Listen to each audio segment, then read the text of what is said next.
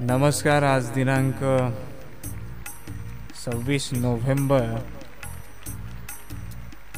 खरं पाहायला गेलं तर आपल्या देशासाठी हा दिवस काळा दिवस म्हणून आपण साजरा करतो.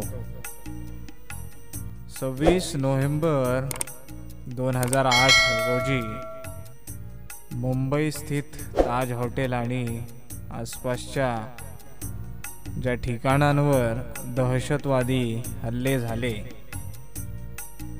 त्याची स्मृती म्हणून, त्याची आठवण म्हणून आजचा दिवस आपण काळा दिवस म्हणून साजरा करतो. या ठिकाणी उपस्थित सर्व भाविक भक्तांचं, मायमाऊल्यांचं, आया बहिणींचं मी पुन्हा एकदा माझ्याकडून, माझ्या वतीने स्वागत करतो. आज आपण सर्व या ठिकाणी एकत्रित झालात. आपल्या सगळ्यांचं स्वागत आहे. आपल्या व्याख्यानमालेचा आजचा हा 4था भाग संत तुकाराम महाराजांनी नित्यपाठासाठी दिलेल्या 12 अभंगांपैकी एका अभंगाचा आज आपण या ठिकाणी विवेचन करणार आहोत, विवेचन करत आहोत. मागील 3 भागांमध्ये आपण या सर्व गोष्टींचा तसा मागोवा घेतलाच आहे. आतापर्यंत आपण 3 अभंग बघितले आहेत. आजचा हा 4था अभंग आणि आपल्या व्याख्यानमालेचा आजचा हा 4था भाग. मागील अभंगामध्ये आपण बघितलं होतं की उद्धरिले कुळ आपण तरला पूर्ण तोची झाला त्रैलोक्यात. त्रैलोक्यात झाले द्वैतची निमले ऐसे साधियले साधन बरवे. बरवे साधन सुख शांती मन क्रोध नाही जाण तीळ भरी. तीळ भरी नाही चित्तासी तो मळ तुका म्हणे जळ गंगेचे ते. तर असा हा मागील व्याख्यानाला घेतलेला आपला अभंग होता आणि त्याचं संपूर्ण विवेचन तुम्ही मागच्या भागात ऐकलं. आता त्याचाच सारांश, त्याच्या पुढचा अभंग म्हणून महाराज पुढे म्हणतात, जैसी गंगा वाहे तैसे त्याचे मन. आता ज्या माणसाच्या हृदयाला, ज्या माणसाच्या मनाला कुठल्याही स्वार्थाचा स्पर्श नाही, कुठल्याही मोहाचा स्पर्श नाही, त्याच्या मनाला कुठलाही राग नाही, लोभ नाही, त्याचं मन गंगेच्या जळाप्रमाणे निर्मळ आहे असं महाराज या ठिकाणी सांगतायत. तर तुमच्या मनाला गंगेच्या पाण्यासारखं निर्मळ करा, शुद्ध करा असं या ठिकाणी महाराजांना सांगायचंय. जैसी गंगा वाहे तैसे त्याचे मन भगवंत जाण त्याचे जवळी.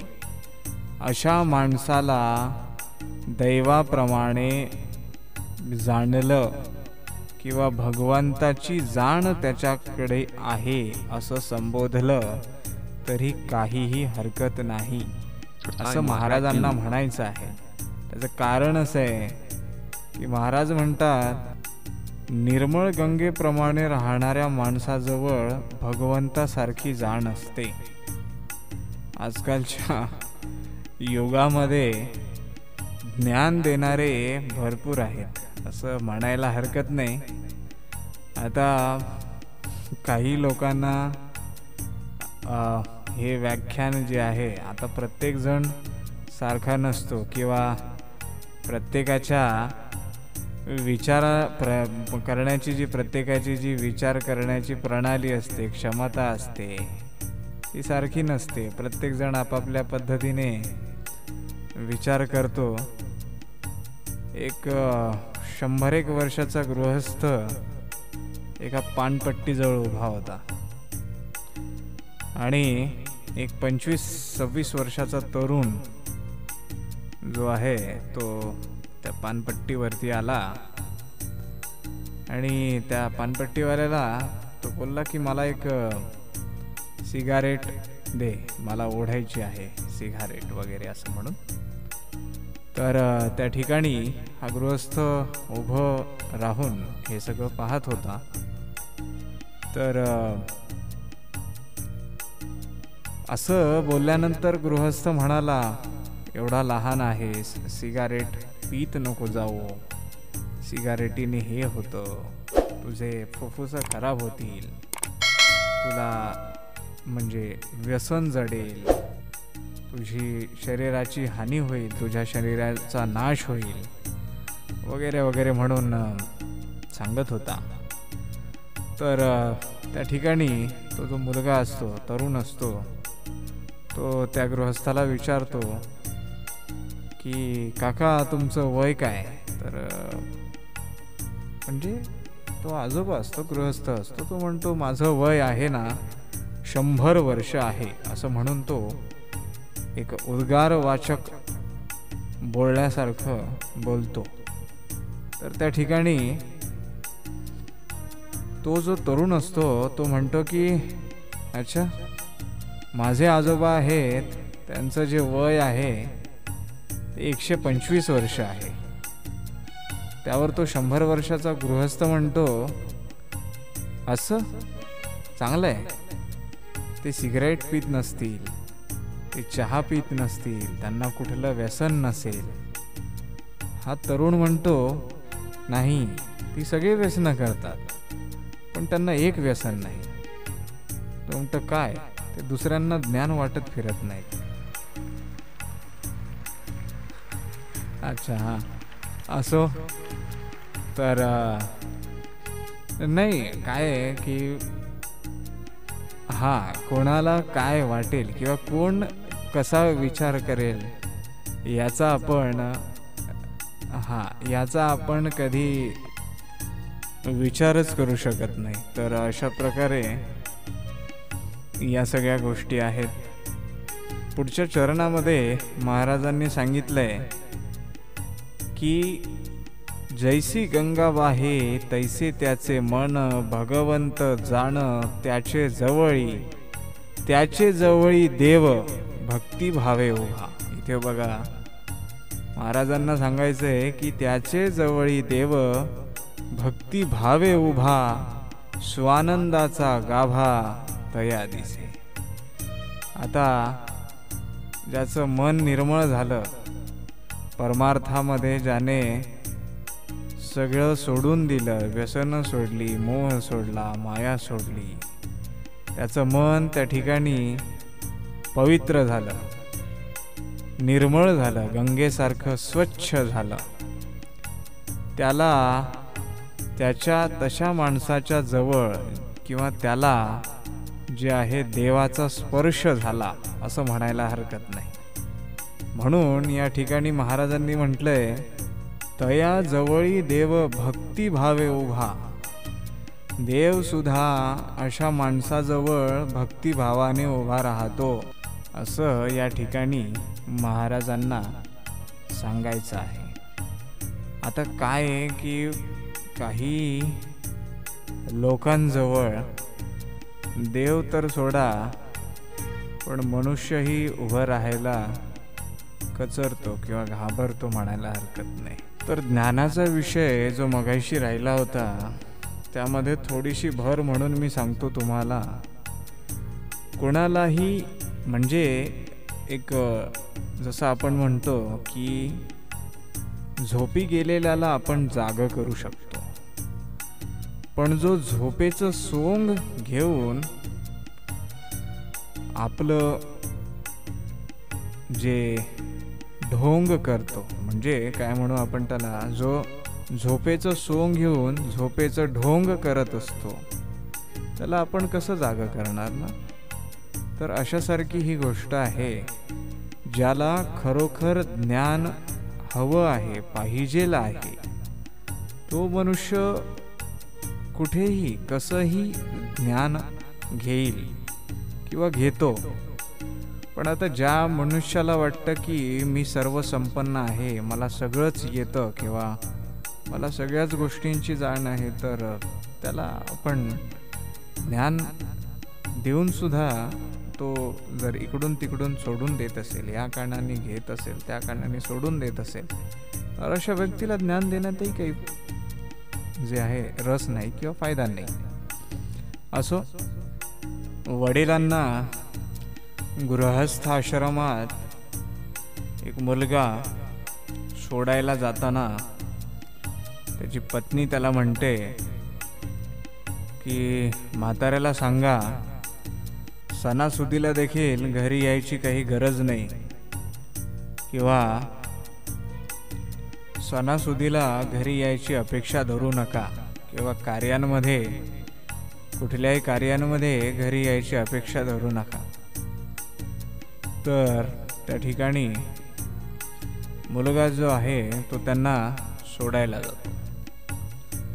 सोडून आल्यानंतर बायको म्हणते की म्हाताऱ्याचे काही कपडे आणि काही वस्तू घरीच राहिल्यात, तर त्या तुम्ही त्यांना देऊन येता का?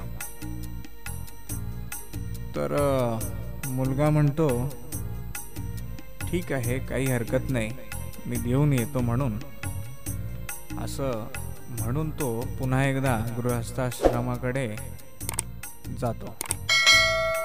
गेल्यानंतर ते जे गृहस्थाश्रम असतं त्याच्यामध्ये त्याच्या वडिलांना गेल्या न गेल्या 2-3 तास त्याच्या वडिलांचा जो आहे तो 2-3 तासाचाच वेळ गेला असेल.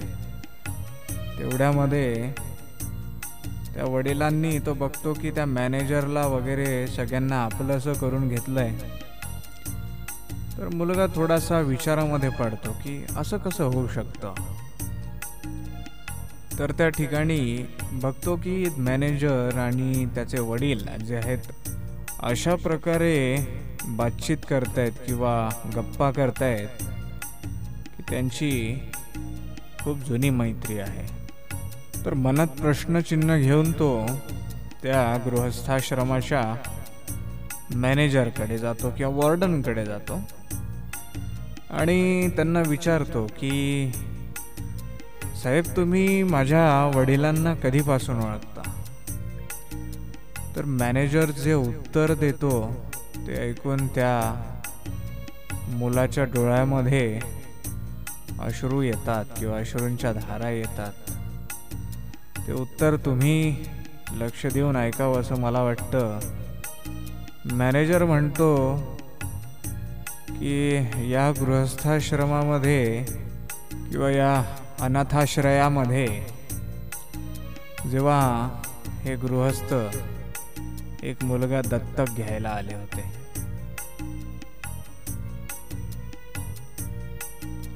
तर असं आहे मित्रांनो, कधी कधी काय होतं की आपण एखाद्याचं भलं करायला जातो, चांगलं करायला जातो आणि त्या ठिकाणी आपलंच नुकसान व्हायची कधी कधी वेळ होते. जशी या गोष्टीतल्या बिचाऱ्या त्या बापावर वेळ आली. कारण ज्या मुलाला त्या अनाथाश्रयामधून किंवा त्या आश्रमामधून वडिलांनी काही वर्षापूर्वी दत्तक घेऊन आणलं होतं आणि स्वतःच्या सख्ख्या मुलासारखं त्याचं पालन पोषण करून त्या ठिकाणी त्याला चांगला वाढवला, त्याचं लग्न करून दिलं आणि तोच मुलगा जो आहे तो परत त्या वडिलाला त्याच गृहस्थाश्रमात टाकायला निघाला. तर सांगायचं तात्पर्य हेच आहे की कधी कधी काय आहे, काही गोष्टी करायला जातो आपण एक आणि होऊन बसतं दुसरं. म्हणजे करायला जातो गणपती आणि होतो मारुती, अशासारखी ही गोष्ट आहे. असो, पुढचं चरण बघूयात. महाराज पुढे म्हणतात तयाजवळी देव भक्ती भावे उभा, स्वानंदाचा गाभा तया दिसे. तया दिसे रूप अंगुष्ठ प्रमाण, अनुभवी खूण जाणताती. आता या ठिकाणी ज्याचं मन निर्मळ झालं, ज्यांनी खरा परमार्थ केला, त्याला देवाचं दर्शन थोडंसं का होईना, अंगठ्याप्रमाणे का होईना, पण झाल्याशिवाय राहत नाही. या ठिकाणी असं सांगितलंय.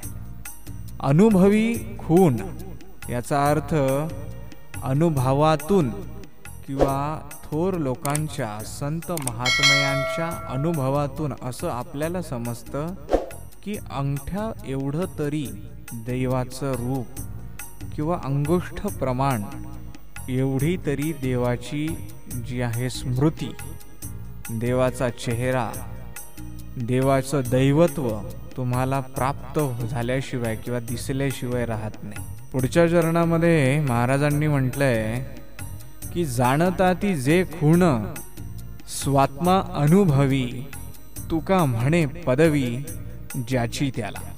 याचा अर्थ असा आहे की ज्यांना देवाचं दर्शन झालं किंवा ज्यांना देव दिसला, अर्थातच तो अनुभवी आहे किंवा पदवी. इथे पदवीचा उल्लेख ग्रॅज्युएशन किंवा BA BCom असा नाही बरं का. पदवीचा अर्थ असा आहे की ज्यांनी देवाचे पाय किंवा देवाचे चरण स्वतःच्या अनुभवातून अनुभवले किंवा पाहिले, त्याचा अर्थ इथे पदवी असा दिलेला आहे. आता सांसारिक जीवनामध्ये खरं बघायला गेलं तर कर्म हे सर्वात चांगलं आणि श्रेष्ठ असं एक साधन आहे किंवा अशी एक साधना आहे की तुम्ही त्यामुळे सुद्धा देवाला प्राप्त करू शकता किंवा देवाचं दर्शन करू शकता. देव कोणाला कशामध्ये दिसतो याचं एक चांगलं उदाहरण म्हणजे मी तुम्हाला एक सांगू इच्छितो की संत गाडगे बाबा यांना देव जो आहे तो मंदिरात नाही दिसला. त्यांना तो देव जो आहे तो परिसराच्या या किंवा या पर्यावरणाच्या स्वच्छतेमध्ये दिसला. सावतामाळी संत सावतामाळ्यांना देव मळ्यामध्ये दिसला. तर देव हा कुठे बघावा आणि कसा बघावा हे माणसाच्या कर्मावर आणि कर्तृत्वावर अवलंबून असतं. एखादा पेशंट आहे, एखादा आजारी माणूस आहे, त्याला देव हा डॉक्टरमध्येच दिसेल ना. अशी अनेक उदाहरणं आहेत. आपण देव कशात बघायचा हे आपल्यावर अवलंबून आहे. आता समाजसेवक बाबा आमटे यांना देव सेवेमध्ये दिसला. त्यांनी महारोग्यांची सेवा केली आणि त्यांना जे आहे ते अमरत्व प्राप्त झालं. आजही बाबा आमटे यांना थोर समाजसेवक म्हणून आजही समाज ओळखतो. आपणही असं एखादं जे आहे कार्य करा किंवा असं एखादं जे आहे कर्म करा जेणेकरून तुम्हाला त्या कर्मामधून जगाला काहीतरी संदेश देता येईल आणि त्या कर्मामध्ये तुम्हाला तुमचा देव शोधता येईल. असो, ज्ञान देणाऱ्यापेक्षा ज्ञान घेणारा श्रेष्ठ असतो असं म्हणतात.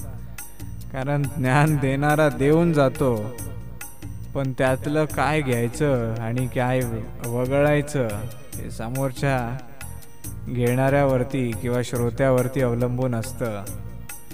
तर आजचं हे जे आपलं व्याख्यान आहे हे या ठिकाणी आपण समाप्त करूयात. पुन्हा भेटू पुढच्या भागामध्ये. तेव्हापर्यंत आपल्या सगळ्यांचा मी निरोप घेतो. धन्यवाद. नमस्कार. रामकृष्ण हरी. रामकृष्ण हरी. नमस्कार. आज दिनांक 26 नोव्हेंबर. खरं पाहायला गेलं तर आपल्या देशासाठी हा दिवस काळा दिवस म्हणून आपण साजरा करतो. 26 नोव्हेंबर 2008 रोजी मुंबई स्थित ताज हॉटेल आणि आसपासच्या ज्या ठिकाणांवर दहशतवादी हल्ले झाले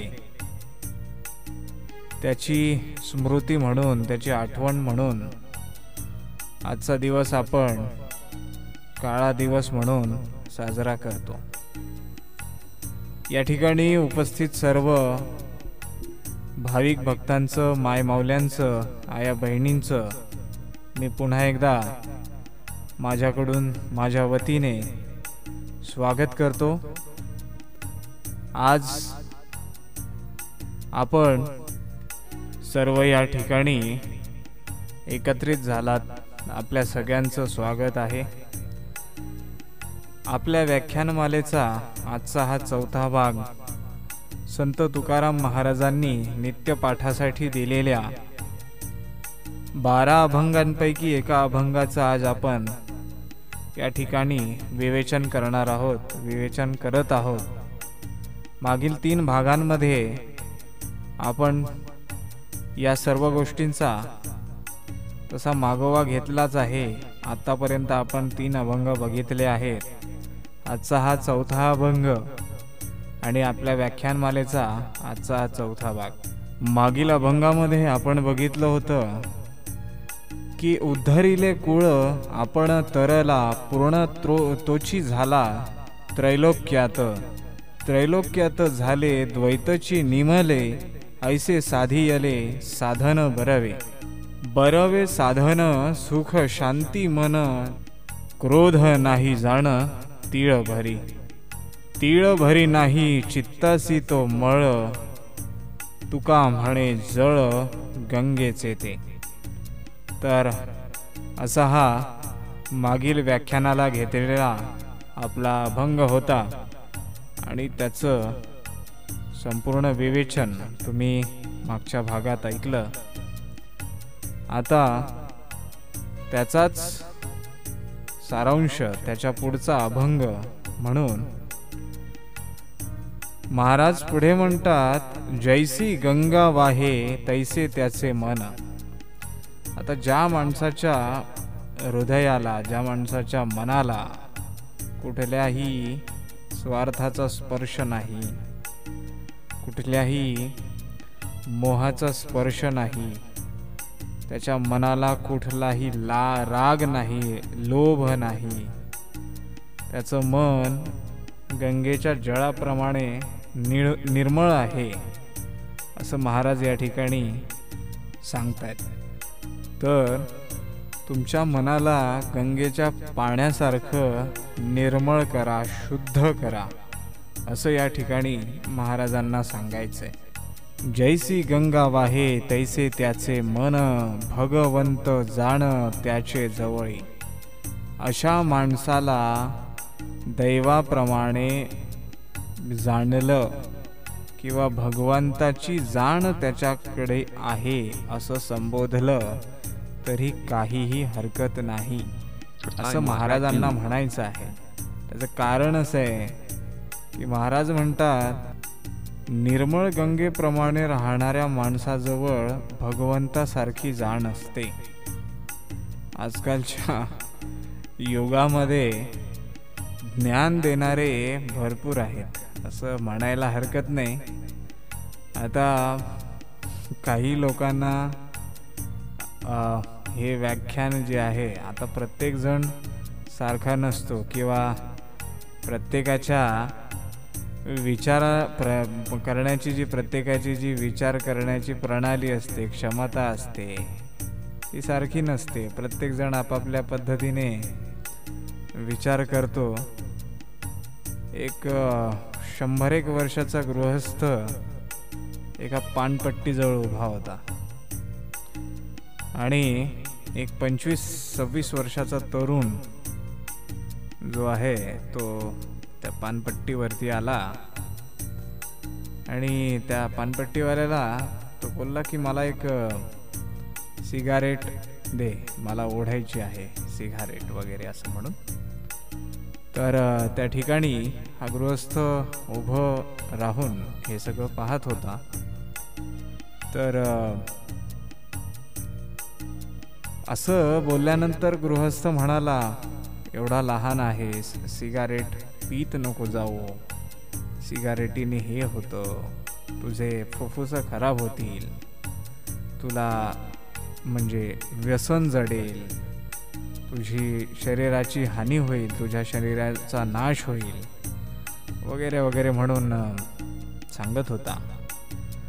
तर त्या ठिकाणी तो जो मुलगा असतो, तरुण असतो, तो त्या गृहस्थाला विचारतो की काका तुमचं वय काय. तर म्हणजे तो आजोबा असतो, गृहस्थ असतो, तो म्हणतो माझं वय आहे ना 100 वर्ष आहे, असं म्हणून तो एक उद्गारवाचक बोलण्यासारखं बोलतो. तर त्या ठिकाणी तो जो तरुण असतो तो म्हणतो की अच्छा, माझे आजोबा आहेत, त्यांचं जे वय आहे ते 125 वर्ष आहे. त्यावर तो 100 वर्षाचा गृहस्थ म्हणतो असं चांगलं आहे, ते सिगरेट पित नसतील, ते चहा पित नसतील, त्यांना कुठलं व्यसन नसेल. हा तरुण म्हणतो नाही, ती सगळे व्यसनं करतात पण त्यांना एक व्यसन नाही. तो म्हणतो काय, ते दुसऱ्यांना ज्ञान वाटत फिरत नाहीत. अच्छा हां असो. तर नाही काय आहे की हां, कोणाला काय वाटेल किंवा कोण कसा विचार करेल याचा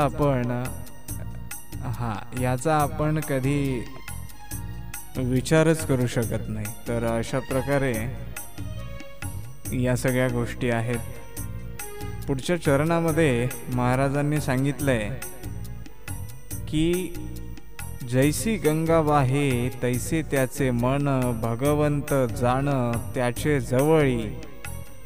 जवळी देव, भक्ती भावे उभा. इथे बघा महाराजांना सांगायचंय की त्याचे जवळी देव, भक्ती भावे उभा, स्वानंदाचा गाभा तया दिसे.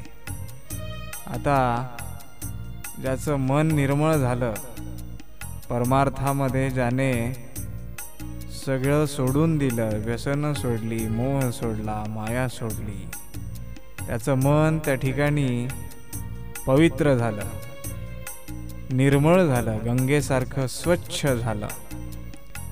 त्याला त्याच्या तशा माणसाच्या जवळ किंवा त्याला जे आहे देवाचा स्पर्श झाला असं म्हणायला हरकत नाही. म्हणून या ठिकाणी महाराजांनी म्हटलंय तया जवळी देव, भक्ती भावे उभा. देव सुद्धा अशा माणसाजवळ भक्तिभावाने उभा राहतो असं या ठिकाणी महाराजांना सांगायचं आहे. आता काय आहे की काही लोकांजवळ देव तर सोडा, पण मनुष्यही उभं राहायला कचरतो किंवा घाबरतो म्हणायला हरकत नाही. तर ज्ञानाचा विषय जो मगाशी राहिला होता त्यामध्ये थोडीशी भर म्हणून मी सांगतो तुम्हाला. कोणालाही म्हणजे एक जसं आपण म्हणतो की झोपी गेलेल्याला आपण जाग करू शकतो, पण जो झोपेचं सोंग घेऊन आपलं जे ढोंग करतो, म्हणजे काय म्हणू आपण त्याला, जो झोपेचं सोंग घेऊन झोपेचं ढोंग करत असतो त्याला आपण कसं जाग करणार ना. तर अशासारखी ही गोष्ट आहे. ज्याला खरोखर ज्ञान हवं आहे, पाहिजेल आहे, तो मनुष्य कुठेही कसंही ज्ञान घेईल किंवा घेतो. पण आता ज्या मनुष्याला वाटतं की मी सर्व संपन्न आहे, मला सगळंच येतं किंवा मला सगळ्याच गोष्टींची जाण आहे, तर त्याला आपण ज्ञान देऊन सुद्धा तो जर इकडून तिकडून सोडून देत असेल, या कारणाने घेत असेल, त्या कारणाने सोडून देत असेल, तर अशा व्यक्तीला ज्ञान देण्यातही काही जे आहे रस नाही किंवा फायदा नाही. असो, वडिलांना गृहस्थ आश्रमात एक मुलगा सोडायला जाताना त्याची पत्नी त्याला म्हणते की म्हाताऱ्याला सांगा सणासुदीला देखील घरी यायची काही गरज नाही, किंवा सणासुदीला घरी यायची अपेक्षा धरू नका, किंवा कार्यांमध्ये कुठल्याही कार्यांमध्ये घरी यायची अपेक्षा धरू नका. तर त्या ठिकाणी मुलगा जो आहे तो त्यांना सोडायला जातो. सोडून आल्यानंतर बायको म्हणते की म्हाताऱ्याचे काही कपडे आणि काही वस्तू घरीच राहिल्यात, तर त्या तुम्ही त्यांना देऊन येता का? तर मुलगा म्हणतो ठीक आहे, काही हरकत नाही, मी देऊन येतो. म्हणून तो पुन्हा एकदा गृहस्थाश्रमाकडे जातो. गेल्यानंतर ते जे गृहस्थाश्रम असतं त्याच्यामध्ये त्याच्या वडिलांना गेल्या 2-3 तास त्याच्या वडिलांचा जो आहे तो 2-3 तासाचाच वेळ गेला असेल. तेवढ्यामध्ये त्या वडिलांनी तो बघतो की त्या मॅनेजरला वगैरे सगळ्यांना आपलंसं करून घेतलंय. तर मुलगा थोडासा विचारामध्ये पडतो की असं कसं होऊ शकतं. तर त्या ठिकाणी बघतो की मॅनेजर आणि त्याचे वडील जे आहेत अशा प्रकारे बातचीत करतायत किंवा गप्पा करतायत की त्यांची खूप जुनी मैत्री आहे. तर मनात प्रश्नचिन्ह घेऊन तो त्या गृहस्थाश्रमाच्या मॅनेजरकडे जातो किंवा वॉर्डनकडे जातो आणि त्यांना विचारतो की साहेब, तुम्ही माझ्या वडिलांना कधीपासून ओळखता? तर मॅनेजर जे उत्तर देतो ते ऐकून त्या मुलाच्या डोळ्यामध्ये अश्रू येतात किंवा अश्रूंच्या धारा येतात. ते उत्तर तुम्ही लक्ष देऊन ऐकावं असं मला वाटतं. मॅनेजर म्हणतो की या गृहस्थाश्रमामध्ये किंवा या अनाथाश्रयामध्ये जेव्हा हे गृहस्थ एक मुलगा दत्तक घ्यायला आले होते.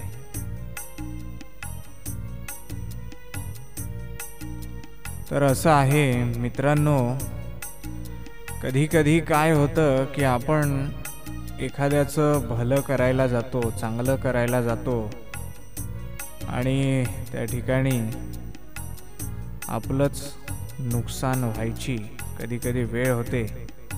जशी या गोष्टीतल्या बिचाऱ्या त्या बापावर वेळ आली.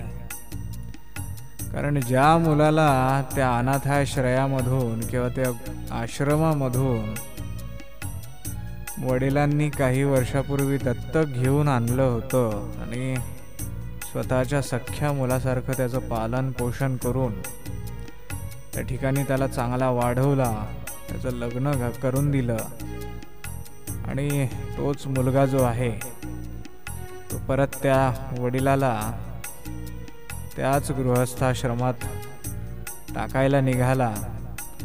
तर सांगायचं तात्पर्य हेच आहे की कधी कधी काय आहे, काही गोष्टी करायला जातो आपण एक आणि होऊन बसतं दुसरं. म्हणजे करायला जातो गणपती आणि होतो मारुती, अशासारखी ही गोष्ट आहे. असो, पुढचं चरण बघूयात. महाराज पुढे म्हणतात, तयाजवळी देव भक्ती भावे उभा, स्वानंदाचा गाभा तया दिसे रूप अंगुष्ठ प्रमाण, अनुभवी खूण जाणताती. आता या ठिकाणी ज्याचं मन निर्मळ झालं, ज्यांनी खरा परमार्थ केला, त्याला देवाचं दर्शन थोडंसं का होईना, अंगठ्याप्रमाणे का होईना, पण झाल्याशिवाय राहत नाही. या ठिकाणी असं सांगितलंय. अनुभवी खूण याचा अर्थ अनुभवातून किंवा थोर लोकांच्या, संत महात्मयांच्या अनुभवातून असं आपल्याला समजतं की अंगठ्या एवढं तरी देवाचं रूप किंवा अंगुष्ठ प्रमाण एवढी तरी देवाची जी आहे स्मृती, देवाचा चेहरा, देवाचं दैवत्व तुम्हाला प्राप्त झाल्याशिवाय किंवा दिसल्याशिवाय राहत नाही. पुढच्या चरणामध्ये महाराजांनी म्हटलंय की जाणताती जे खूण, स्वात्मा अनुभवी, तुका म्हणे पदवी ज्याची त्याला. याचा अर्थ असा आहे की ज्यांना देवाचं दर्शन झालं किंवा ज्यांना देव दिसला, अर्थातच तो अनुभवी आहे किंवा पदवी. इथे पदवीचा उल्लेख ग्रॅज्युएशन किंवा BA BCom असा नाही बरं का.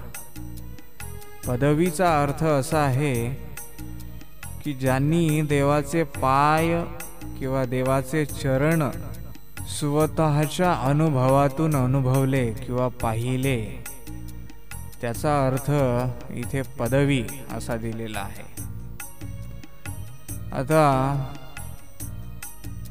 सांसारिक जीवनामध्ये खरं बघायला गेलं तर कर्म हे सर्वात चांगलं आणि श्रेष्ठ असं एक साधन आहे किंवा अशी एक साधना आहे की तुम्ही त्यामुळे सुद्धा देवाला प्राप्त करू शकता किंवा देवाचं दर्शन करू शकता. देव कोणाला कशामध्ये दिसतो याचं एक चांगलं उदाहरण म्हणजे मी तुम्हाला एक सांगू इच्छितो की संत गाडगे बाबा यांना देव जो आहे तो मंदिरात नाही दिसला. त्यांना तो देव जो आहे तो परिसराच्या या किंवा या पर्यावरणाच्या स्वच्छतेमध्ये दिसला. सावतामाळी संत सावतामाळ्यांना देव मळ्यामध्ये दिसला. तर देव हा कुठे बघावा आणि कसा बघावा हे माणसाच्या कर्मावर आणि कर्तृत्वावर अवलंबून असतं. एखादा पेशंट आहे, एखादा आजारी माणूस आहे, त्याला देव हा डॉक्टरमध्येच दिसेल ना. अशी अनेक उदाहरणं आहेत. आपण देव कशात बघायचा हे आपल्यावर अवलंबून आहे. आता समाजसेवक बाबा आमटे यांना देव सेवेमध्ये दिसला. त्यांनी महारोग्यांची सेवा केली आणि त्यांना जे आहे ते अमरत्व प्राप्त झालं. आजही बाबा आमटे यांना थोर समाजसेवक म्हणून आजही समाज ओळखतो. आपणही असं एखादं जे आहे कार्य करा किंवा असं एखादं जे आहे कर्म करा जेणेकरून तुम्हाला त्या कर्मामधून जगाला काहीतरी संदेश देता येईल आणि त्या कर्मामध्ये तुम्हाला तुमचा देव शोधता येईल. असो, ज्ञान देणाऱ्यापेक्षा ज्ञान घेणारा श्रेष्ठ असतो असं म्हणतात. कारण ज्ञान देणारा देऊन जातो, पण त्यातलं काय घ्यायचं आणि काय वगळायचं हे समोरच्या घेणाऱ्यावरती किंवा श्रोत्यावरती अवलंबून असतं. तर आजचं हे जे आपलं व्याख्यान आहे हे या ठिकाणी आपण समाप्त करूयात. पुन्हा भेटू पुढच्या भागामध्ये तेव्हापर्यंत आपल्या सगळ्यांचा मी निरोप घेतो. धन्यवाद. नमस्कार. रामकृष्ण हरी. रामकृष्ण हरी.